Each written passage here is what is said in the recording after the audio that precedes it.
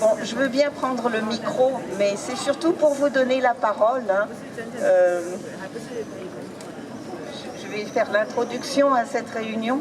Je m'excuse, je vais enlever mon masque parce que je n'arrive pas à parler avec un masque. Évidemment, vous savez pourquoi, c'est le 32e anniversaire. C'est la commémoration, la 32e commémoration du massacre de la place Tiananmen. Et j'ai l'impression que cette année, l'émotion a encore grandi par rapport à il y a 32 ans. On pourrait penser qu'avec le temps, les choses poussent, les gens sont blasés, il y a eu la Syrie, il y a eu ci, il y a eu ça. Et puis en fait, non. Et ce qui est intéressant, c'est que le gouvernement chinois, on dirait qu'il veut presque nous rendre service à nous les militants, parce que chaque action qu'il prend, chaque décision qu'il prend, aggrave son dossier. Je ne sais pas combien de gens sont morts à ce moment-là. Bon, on peut dire très certainement plus de 1000. On ne sait pas combien de gens ont fait de la prison. Quand on lit le livre de Liao Yiwu, des balles et de l'opium, et qui nous décrit tous ces gens dont on a la connaissance au moment où ils sortent de prison, c'est-à-dire pendant qu'ils étaient en prison, personne ne savait qu'ils avaient été en prison. Dans un cas, il y en a un qui avait fait pipi contre un char, hein. Il s'est fait arrêter, il a fait ses 10 ans de prison, etc. Donc toujours pour des causes dramatiques. Et puis, le temps a passé, les Chinois ont voulu commémorer. Chaque fois qu'ils ont voulu commémorer, ils ont été arrêtés. Le plus célèbre d'entre eux, bien sûr, a écrit un poème tous les ans, les élégies de Liu Xiaobo, et parce que, entre autres, il refusait d'oublier Tiananmen, il a été persécuté, il a été jeté en prison 4 fois de suite, et il y est mort, comme vous le savez, en juillet 2017. C'est un peu pour ça qu'on voulait à nouveau se rassembler sur la place Igor Stravinsky, qui est associée dans notre souvenir maintenant à son décès. En 2017, on avait fait un petit rassemblement pour pleurer son décès, et puis en 2018, on a été là encore. En 2019, on a mis la chaise de Wang Keping, la chaise vide, à cet endroit-là, et donc c'est un peu associé. Voilà. Cette année, on est obligé d'être ici à cause des travaux, mais enfin, c'est comme si on y était. Et donc, cette longue litanie de tragédies se termine avec un point d'orgue épouvantable, c'est la prise en main de Hong Kong.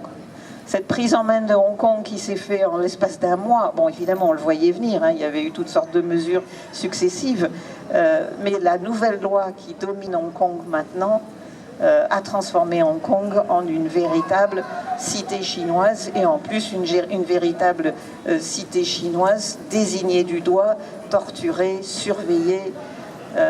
Vous portez du noir, vous portez une rose blanche, vous allez vous faire arrêter, quoi. Aujourd'hui, c'est une chose qu'on n'a pas le droit de faire. Bon, malgré tout, les Hongkongais disent nous sommes comme l'eau, et ils arrivent à se promener un peu avec des bougies, etc. Enfin, ils sont arrivés aujourd'hui. Je ne sais pas combien vont être arrêtés. On entend parler de ces condamnations à de prison qui nous brisent le cœur, parce que ce sont les Hongkongais. Ils se sont battus avec nous depuis 1989. D'abord en 1989 pour apporter des fonds à tous ceux qui en avaient besoin. Depuis 1989 pour commémorer dans la liberté avec leur vigile à Victoria Park.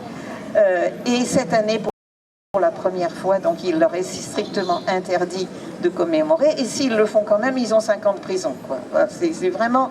On arrive à un summum de répression, de totalitarisme, et on se dit que Xi Jinping est dans une course éperdue en avant, et que maintenant il va continuer, quoi, jusqu'à ce qu'il se brise contre un mur. Il faut bien qu'un jour il tombe sur un mur, mais bon, pour le moment ce mur n'est pas encore arrivé, hélas, comme vous le savez tous.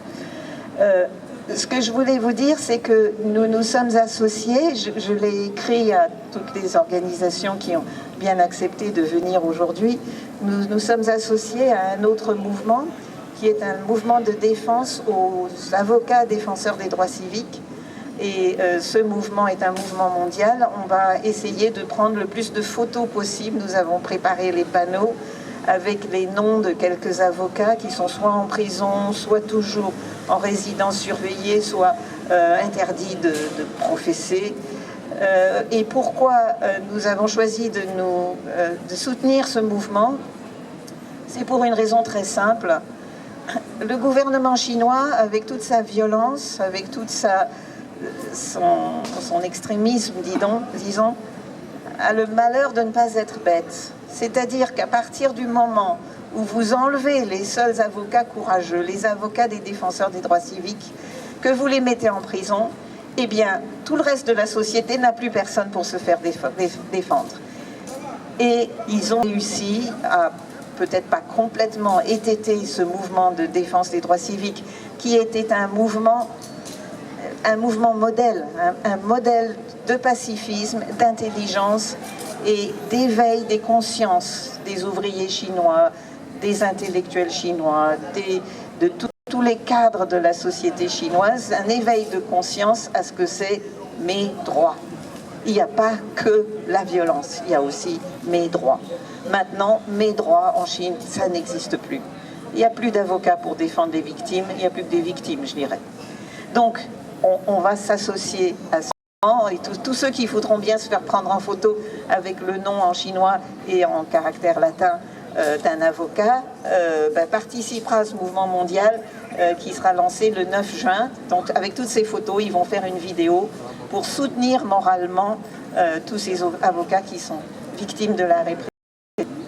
Voilà. Et puis, ceux qui parmi nous en auront le courage, nous accompagnerons vers 19h, enfin on espère arriver vers 19h à la cartoucherie de Vincennes, parce que nous tenons beaucoup à ce qu'il y ait des bougies allumées en quantité pour faire des photos, pour envoyer ces photos vers Hong Kong et leur dire que vous n'avez pas pu vous rassembler pour allumer des bougies, mais on le fait pour vous, on pense à vous et on vous envoie le message. Et on envoie aussi le message à tous ceux qui n'ont pas oublié en Chine, et évidemment ils sont nombreux, et en particulier, qu'il ne faut surtout pas les oublier, Tiananmen Muqin, le mouvement des mères de Tiananmen, et à Madame Ding Zelin qui continue bien sûr à militer, et à toutes ces autres femmes courageuses qui disent vous avez pris nos enfants, vous avez pris nos maris, quand est-ce que vous allez enfin payer vos dettes? Maintenant, ils ne demandent plus la réhabilitation du mouvement, ils savent qu'il n'y a rien à demander au Parti communiste chinois, ils demandent que le gouvernement soit puni pour leurs crimes. Donc, les rôles se sont renversés, mais malheureusement, leur heure n'est pas encore arrivée, et il est très important de prononcer leur nom. Et enfin, évidemment, devant vous tous, vous êtes tous au courant, je prêche les convertis, bien sûr, les Han sont victimes de cette répression, ça va sans dire, et nous sommes avec tous ces Chinois victimes de la répression, mais aujourd'hui souffrent terriblement les Ouïghours. Nous apprenons sans cesse de nouveaux noms de personnes qui ont été arrêtées, torturées. Nous venons d'apprendre que la nièce de Abdul Weli, qui s'est exilée, qui est maintenant en Suède, est morte au bout de moins d'1 an de retour en Chine. Donc elle s'est fait piéger, quoi. On a forcé sa mère à lui dire rentre en Chine. Elle a été mise dans un camp et elle y est morte. Nous nous associons évidemment aussi dans cet esprit pour nos amis ouïghours et évidemment pour nos amis tibétains qui, depuis 1959, se rassemblent tous les 10 mars, nous rejoignent aussi tous les 4 juin et qui eux aussi subissent de plus en plus la répression du peuple chinois, du Parti communiste chinois, non pas du peuple chinois. Voilà, donc je voudrais maintenant donner la parole à tous ceux qui le souhaitent. On a de nombreuses associations, alors comme on est nombreux, je vous demanderai de ne pas être trop long.